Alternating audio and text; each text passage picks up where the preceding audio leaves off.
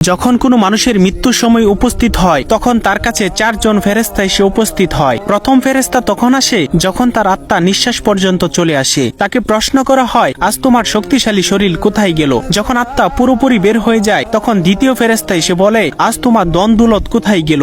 দুনিয়াতে যা নিয়ে তুমি গর্ব করিতে। এরপর যখন জানাজা উঠানো হয় তখন তৃতীয় ফেরেশতা এসে বলে, আজ তুমি এমন এক লম্বা সফরে বের হচ্ছ যা এর আগে কখনো করো নাই। আজ তোমাকে এমন এক ঘরে শোয়ানো হবে যেখানে নিঃশ্বাস ফেলানোর জায়গা পর্যন্ত নেই। যখন তাকে কবরে শোয়ানো হবে তখন চতুর্থ ফেরেশতা এসে বলবে, কাল পর্যন্ত তুমি জমিনে চলাচল করেছ, আজ তুমি জমিনের নিচে শুয়ে আছো। কাল তুমি হাসছিলে, আজ তুমি কান্না করছো। কাল পর্যন্ত সবাই তোমার সঙ্গী ছিল, কিন্তু আজ তুমি একা। কোথায় তোমার আদরের স্ত্রী সন্তান, যাদের জন্য তুমি মাথার ঘাম পায়ে ফেলে উপার্জন করেছিলে? আজ কেউ তোমার সঙ্গী হবে না, একমাত্র আল্লাহ ছাড়া। আপনি যদি আল্লাহ তাআলাকে ভালোবেসে থাকেন তাহলে ভিডিওটিতে একটি লাইক এবং চ্যানেলটি সাবস্ক্রাইব করুন এবং আল্লাহ তাআলার নামটি কমেন্টে লিখে যান।